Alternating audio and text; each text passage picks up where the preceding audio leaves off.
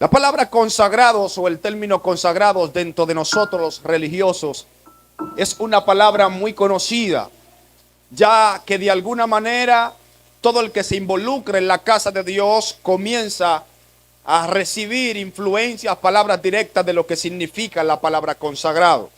Sin embargo, la Biblia tiene sus propias definiciones de lo que es la palabra consagrado. Hay una palabra hebrea conocida como la palabra kadas, que significa separado, apartado, escogido por Dios para un propósito. Y eso es lo primero que quiero que entendamos en esta noche. La palabra consagración, Dios la utilizó por primera ocasión con Moisés para escoger algunos sacerdotes con un propósito. La consagración en la Biblia en ningún momento determinado perdió el propósito. Cuando analizamos las historias bíblicas y toda persona que Dios la llamó a consagración, que Dios la marcó a esa persona, Dios le dio un propósito. Y es importante que le prestemos atención a esto, porque cada persona que está aquí, cada persona que presencia este momento fue diseñada con un propósito. Y es importante observar que siempre que Dios quiso cumplir la voluntad de sus propósitos dentro de la vida de un profeta, dentro de la vida de un cristiano, dentro de la vida de cualquier ministerio, vamos a encontrar a un Dios que primero llamó a tal profeta o a tal líder a una consagración. Por lo tanto, si encontramos en la Biblia que la palabra consagración tuvo peso, tuvo dirección de Dios, tuvo directrices de Dios, nosotros no la podemos pasar por alto. Es impresionante a veces el diagnóstico espiritual que podemos sacarle a una generación. Siempre digo esto, señores, nosotros quizás los predicadores no tenemos un teléfono rojo de Dios, donde Dios nos llama y nos dice todas las cosas que están pasando espiritualmente en medio de la congregación. Quizás no, esa no sea mi condición, personalmente lo digo. Hay algunos que les respeto su espiritualidad, ellos sí tienen, siempre Dios le habla, pero bueno, ese es otro punto. Pero aquellas personas que de alguna manera nos movemos en el ministerio, de alguna manera u otra observamos la nación, observamos a los evangélicos, observamos a los cristianos y podemos sacar un diagnóstico de lo que la iglesia es. Nosotros, lo que Dios nos permite quizás ministrar, vamos allí, vamos aquí, vamos a diferentes iglesias y podemos saber lo que pasa. Y es impresionante observar que a veces a la generación que tenemos le falta una consagración genuina. Hello, voy tocando algunos puntos. Cuando analizamos esto, señores, y podemos observar lo que está pasando con la iglesia del siglo XXI. En estos días le oraba a Dios y le decía: Señor, tenemos una iglesia muy movilizada, tenemos una iglesia de mucho empuje, los mejores congresos, las mejores victorias físicamente. El Señor me habló y me dijo: Olvin, detente, no te confíes de lo que tú ves. Y por primera vez después de 2 años que no tenía visiones ni revelaciones, el Señor me mostró una visión. Y cuando me mostró la visión, yo me encontraba frente a un sinnúmero de profetas y sacerdotes en fila. Pastor, escuche esto. Y habían 2 puertas. Una puerta decía puerta de los peces y otra puerta decía puerta, la puerta hacia el altar. Cuando yo observo esto y yo analizo esto como la Biblia lo titula, así mismo en Israel se dividía por varias puertas. Había puerta de las ovejas, había puerta hacia los peces, o mejor dicho, la puerta de los peces. Pero la puerta de las ovejas era la puerta que dirigía específicamente a la adoración que la gente iba a ofrecer al culto. Y cuando yo estoy en la visión, pastor, yo observo que van pasando sacerdotes vestidos como en el tiempo judío, iban caminando hacia la puerta de los peces. Y el Señor me dijo: Orvin, ¿qué tú vas a hacer? De momento apareció en mi mano un madero, porque la puerta de las ovejas en la visión estaba destruida. El Señor me dijo: ¿qué? ¿Vas por la puerta de los peces o quieres reconstruir tu propia puerta? Entonces yo aprendí algo, escuche esto, que Dios trataba de decirme a mí: Orvin, es que tú no puedes continuar buscando el reino, buscando lo profético por los beneficios de los peces, si no has entrado por la puerta de las ovejas. A veces la gente se confunde cuando Jesús multiplica los panes y los peces, pero hay un contexto que hay que analizar. Cuando cuando analizamos el contexto de que Jesús multiplica los panes y los peces, hay algo que pasa anterior. La Biblia revela que Jesús iba camino a Jerusalén porque había una fiesta de los judíos, y en esta fiesta dice que había un paralítico y que ya hacía muchos años que estaba cerca de la puerta de las ovejas, donde estaba el pórtico, ese pórtico donde estaba este paralítico. Y analizamos lo que pasa, y es que Jesús entró a Jerusalén por la puerta de las ovejas, que simbolizaba relación. Cuando Jeremías, la primera puerta que restauran los sacerdotes era la puerta de las ovejas, porque los sacerdotes decían: no podemos ir a buscar los beneficios de Dios si primero no restauramos la relación. Y esta generación, hello, le voy a decir algo, encontramos que Jesús, cuando sube al templo, que pasa la fiesta, de allá baja por la puerta de los panes y los peces. Por eso viene la multiplicación. Yo aprendí un principio de esto: es que el día que tú comiences a entrar por la puerta de las ovejas a buscar relación, cuando salgas de la relación, los panes y los peces serán fáciles de multiplicarse. Entonces, ¿por qué esta generación vive victorias ficticias que solamente son apariencia? Porque la mayoría de nosotros, como en la visión que tuve, caminamos para la puerta de los peces. La de los peces simboliza beneficios, la de las ovejas simbolizaba sacrificios. Porque todo lo que entraba, pastor, por la de las ovejas tenía que morir. El problema de muchos de nosotros es que no estamos dispuestos a morir, solamente queremos beneficios. Yo vine a hablarle a una generación que le va a decir a Dios: yo estoy dispuesto a reconstruir esa puerta que se ha roto. Basanda, yo estoy dispuesto a entrar por donde muchos han querido olvidar. Entonces es aquí donde nace el término, la palabra consagración o consagrados en mí. Entonces yo le dije: Señor, yo necesito hacer algo. No solamente yo puedo restaurar mi relación, yo necesito impulsar a alguien. Y es impresionante lo que encontramos aquí en Jeremías. ¿Por qué? Porque encontramos un profeta que Dios lo despierta fuera de contexto para su vida física. Jeremías, un profeta que Dios le habla aquí. Jeremías era de la generación sacerdotal. Tenemos que analizar que Jeremías es de la generación sacerdotal, pero que está en Benjamín. Hay algunos contextos que quizás no lo voy a tratar aquí porque hay mucho tiempo. Sin embargo, encontramos a este profeta que recibe una palabra de Dios esperando turno para ser sacerdote. Hay que analizar esto. Señores, a mí me llamó la atención que Dios, habiendo más hombres en ese tiempo, quiere despertar un ministerio profético con alguien que no debería de ser profeta, que debería de ser sacerdote. Hello, Jeremías quizás estaba muy interesado haciendo un turno muy fino para ser el próximo sacerdote. Quizás a Jeremías le interesaba mucho el título. Quizás a Jeremías como niño le interesaba mucho la posición sacerdotal. Sin embargo, a mí me llama la atención que el día que Dios decide hacer algo con Jeremías, Dios le llama y le dice: Jeremías, mira, antes que te formara en el vientre te conocí, y antes que naciese te santifiqué y te di por profeta a las naciones. Yo te consagré, yo te aparté. Para Jeremías, aunque usted no lo crea, esta palabra a la edad que Jeremías la recibe no concordaba. ¿Por qué? Porque él no tenía 30 años. Acuérdese que la edad media o la edad exacta para un sacerdote era la edad de 30 años. Él es un niño. Él no concibe recibir una palabra de que Dios le esté hablando de consagración cuando todavía él sabía que no se había acercado el tiempo de su separación.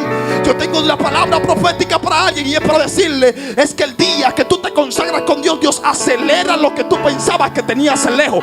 Hello, Jeremías no concibía que había llegado su turno porque estaba esperando los años que pasaran. A veces Dios quiere despertar lo profético en tu vida y tú estás ignorando que aunque el tiempo humano esté diagnosticando algo, lo profético de Dios te está diciendo: esta es mi hora. Entonces la cosmovisión de Jeremías no concordaba con la palabra que estaba recibiendo. ¿Cómo es que yo voy a entrar en turno cuando tan siquiera yo soy un niño? Yo no sé hablar. No simplemente eso, es que la palabra que tú me estás revelando no concuerda con lo que yo soy. Hello, el día que tú te mueres a ti mismo y tú entras en consagración y en separación, tu identidad cambia. Hello, señores, Lisandro acaba de hablar de intimidad. En estos días le decía a una iglesia, es que en el mismo lugar que Dios quiere que tú seas santo, en ese mismo lugar el diablo quiere que tú seas un pecador. Hello. La Biblia revela que en la intimidad podemos encontrar a Dios, pero donde el diablo quiere que tú seas un pecador, en la misma intimidad que tú oras, en esa misma intimidad otros son adúlteros. En la misma intimidad que tú buscas a Dios, otros son fornicarios. En la misma intimidad que tú decides alcanzar al Eterno, hay algunos que están haciendo pacto con el otro. Y yo le voy a decir algo. Dios, estamos hablando de una separación, de una santificación del Antiguo Testamento. Porque en el Nuevo Testamento dice, vosotros sois mi sacerdocio santo. Nos llama sacerdote. Nunca Dios separó, marcó a alguien fuera de un propósito. El problema, y quizás me voy a meter un poquito en problema con lo que voy a decir, es que algunos se enamoraron del propósito y perdieron la consagración. Pero cuando analizamos el contexto de lo que Dios le da a Jeremías, vamos a analizar y encontrar que Dios a Jeremías no le da un propósito primero. Dios le da una consagración. Jeremías no te ha impuesto a ver una consagración desde el vientre. Dios le está diciendo, desde el vientre de tu madre te santifiqué. Jeremías sabe que ningún sacerdote puede ser santificado desde el vientre. Aunque él sea de la generación sacerdotal, él sabía que desde el vientre no se puede santificar a nadie. Porque te voy a decir algo, Dios comienza a romper la conmovisión que tú tienes de lo que es Él el día que tú te sentas o te entras en conformidad a lo que está pasando. Lo que pasa era que Jeremías estaba muy conformado al siglo, y Dios le está dando una palabra que le está rompiendo la estructura que él tenía de ese tiempo. Hay palabras que Dios te va a dar el nivel, el día que tú entres a un nivel de consagración que destruirá tu mentalidad humana para transicionarle una mentalidad espiritual. Jeremías, aunque tú no estés impuesto a ver un niño consagrado desde el vientre, yo lo voy a hacer contigo. Entonces yo entendí que Dios, el día que tiene un propósito determinado con alguien, lo va a hacer, no importa las condiciones y los pensamientos de ese tiempo. Yo aprendí algo. Si analizamos, todos los profetas caminaban ¿qué? Contra la voluntad del pueblo. Fíjese, muy pocas veces los profetas caminaron en corriente de la voluntad del pueblo. Yo entendí algo. Dios en Jeremías establece una consagración que primero le mata su cosmovisión cristiana, o mejor dicho, su cosmovisión judía, para poder luego levantarlo a él y poder destruir la cosmovisión judía que tenían otros de pecado. Aprendí un principio. El día que Dios te va a marcar y te va a señalar, o el día que Dios va a hacer algo en la nación, antes de Dios despertar una nación, primero despierta un profeta. Pero antes de Dios despertar un profeta, primero lo mata para luego darle vida. Hello. Es que mientras yo tenga mi humanidad viva, no es posible la conmovisión de Dios. El problema es que la convicción que acostumbramos a ver es a ver un sinnúmero de profetas con un estilo, pero Dios le gusta manejarse con estilos extraños. Por eso yo creo en los hombres de Dios que tienen maneras como extrañas de predicar. Yo creo en los profetas que usted lo ve como de una manera rara. ¿Y qué es lo que pasa? Él no viene conforme a nosotros pensamos. Él tiene un estilo raro, él tiene una manera rara. Lo que pasa es que a Dios le gusta despertar ministerios, hello, diferente a la mentalidad humana. Pero escuche esto, voy cerrando. Jeremías dice, yo soy un muchacho, yo no tengo la capacidad de hablar, no estoy listo. Entonces Dios le dice, no diga yo soy un niño, porque lo que yo te diga, tú dirás, y a donde yo te mande eso tú vas a hacer. Pero escuche esto, le dice, yo te he dado por profeta a las naciones. Y quiero que los profetas me escuchen aquí, porque lo primero que Dios hace darle a Jeremías no es un propósito. Lo primero que Dios hace es consagrarlo para luego darle un propósito. Yo entendí que en este tiempo tenemos muchos profetas con ministerios prostituidos, porque amaron el propósito pero nunca buscaron la consagración. No es verdad que tú tienes un llamado muy fino y tú nunca te has consagrado. El problema de esta generación es que esta generación está muy dispuesta o está muy impuesta a ver el progreso público, pero nadie quiere buscar el progreso en secreto. El problema de esta generación es que está impuesta a amar el glamour del propósito, pero no a amar las consecuencias del propósito. Dios le dice a Jeremías: yo te doy como profeta, pero Jeremías entendió bien claro que primero Dios lo consagró. A veces el propósito pierde la consagración. Es difícil que la consagración pierda el propósito. Lo que más tenemos hoy es hombres y mujeres que perdieron la consagración aún teniendo el propósito. ¿Usted sabe por qué aquel día muchos van a decirle: en tu nombre echamos fuera demonios? Porque perdieron la consagración. Entonces no me hables del nivel de propósito que tienes, háblame del nivel de consagración que tienes. El nivel de tu consagración me habla de quién tú eres, no es tu nivel de propósito. La gente ama el glamour del propósito, porque en el propósito yo adquiero los beneficios, pero en la consagración los beneficios me desbaratan a mí. Hello. Entonces, si tú quieres que Dios haga algo contigo en público, comienza a amar lo que pasa con Él en el secreto. Si tú quieres que Dios haga algo contigo delante de los profetas, comienza a amar lo que pasa en intimidad. Voy cerrando. Los hijos de Elí tenían un propósito muy definido, pero corrompieron el propósito. El problema es que el propósito se puede corromper no importando la posición, puede ser muy alta. Y me atrevo a decir que el 90% de las posiciones altas está corrompida en este tiempo.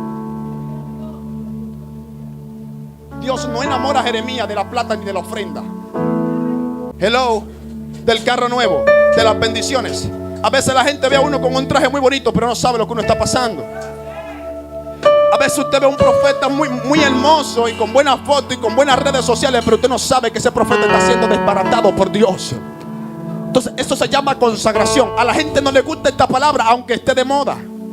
Yo se lo voy a decir: hay palabras que son tendencia en el público, pero no son tendencia en lo íntimo, porque hay gente que lo viven de boca para afuera. Entonces la consagración nos va a separar. Fíjese que la consagración era separarlo, aislarse. Miguel, a nosotros no nos gusta aislarnos. Para nosotros en este tiempo las redes sociales son demasiado buenas. Yo no creo en esos profetas que pasan 24/7 con el teléfono en la mano y no tienen tiempo para orar, no tienen tiempo para buscar a Dios. No me hables a mí de ministerio, no me hables de que tú tienes un propósito fino si tu vida en lo íntimo está desconectada de lo que tú haces en público. Yo quiero llamar a esta generación. Escúcheme bien. Usted fue llamado a consagración independientemente. Hay dos tipos de consagración. Una de las que Dios le hace a Jeremías, que es una consagración involuntaria. Dios no le preguntó a Jeremías: te voy a santificar, te voy a honrar. Dios no se lo preguntó. Pero esto solamente pasa en casos aislados. No encontramos en la Biblia tantas situaciones como la de Jeremías. Ahora hay otro tipo de consagración, que es consagración voluntaria, que es la que hace Daniel cuando Daniel dice: yo propuse en mi corazón no contaminarme. Y dice la Biblia en ese mismo texto que Dios puso en gracia a Daniel. Dos tipos de consagración. La mayoría de la gente se queja porque Dios no lo llamó a consagrarse como a Jeremías. Pero hay un tipo de consagración que es consagración voluntaria, que esa es la que logra estructurar un espíritu a la altura del propósito de Dios sobre tu vida. Dios tenía un plan diseñado con Jeremías específico, contigo también lo tiene. Pero para aquel que no tiene una consagración absoluta, una consagración revelada, hello, tú tienes una consagración voluntaria. En medio de una generación que había dicho que iba a blasfemar el nombre de Dios con 1000 razones, había 1000 razones para Daniel quejarse delante de Dios y decirle: yo más nunca vuelvo a ser santo. Le mataron al papá enfrente, quizás al abuelo, a la tía. Lo llevaron 700 pico de kilómetros, bueno, casi 1500 kilómetros caminando a pie. Era un príncipe, de los príncipes, de la gente que sabía hablar bien. Pero Daniel pudiera llegar a Babilonia y decir: hasta aquí llegó la santidad, hasta aquí llegó la fidelidad, hasta aquí llegó la reforma que hizo Josías, hasta aquí llegó la reforma de Joacín. Se acabó Dios, yo no voy a continuar. Hello. Sin embargo, cuando él llega al lugar donde lo iban a establecer como esclavo, él dice: yo voy a cambiar mi contexto por medio de la consagración. Fíjense, yo le voy a decir esto y cerré. La consagración siempre es contrario a lo que humanamente te hace fuerte. La consagración siempre es contraria a lo que humanamente te hace fuerte. Lo que a los otros magos iban a hacer fuerte, a los otros sabios, pero que a Daniel no, eso convirtió a Daniel en un hombre fuerte. Lo que otros veían como fortaleza, Daniel lo vio como menosprecio. Dijo, yo no me voy a contaminar. Esa es la diferencia entre un consagrado para Dios y uno que está dentro de la religión pero tiene el mundo dentro. Lo que todo el mundo hace hoy aparentemente hace fuerte. Hablar con 3 muchachas al mismo tiempo, enamorándolas, tener un matrimonio y tener 2 mujeres en la calle, eso hace fuerte a algunos. Cometer pecado en lo íntimo y venir y ministrar, hacer creer que soy un santo. Un profeta que te dice, comete lo malo, que eso no es nada. Aquí todos caemos, sí, porque hoy todo el mundo habla de la misericordia y la gracia de Cristo. Han maldecido esa misericordia que realmente no es misericordia, porque todo el mundo habla de la misericordia y la gracia de Cristo, pero nadie habla de su santidad y su carácter. Él es misericordia, Él te salva. Hello, Jesús fue santo antes de salvar. Lo primero que Jesús fue santo. Háblame primero de quién tú eres en Dios y luego háblame de propósito. Entonces, si por si acaso hay algún propósito adúltero, aborta. Tú puedes caminar 100 años con un propósito, pero si esos 100 años no fueron consagrados, de nada te valió correrlo. Hello, pueden pasar 20 años a ti conociéndote como el ungido, como el profeta, pero si duraste 20 años sin consagrarte, de nada te sirven esos 20 años de ministerio. De nada te sirven esos 20 años de glamour si Dios no te conoció. Te conocieron miles en tarimas, pero Dios nunca te conoció en lo íntimo. Rompe con esa maldición y vas a ser el próximo profeta en medio de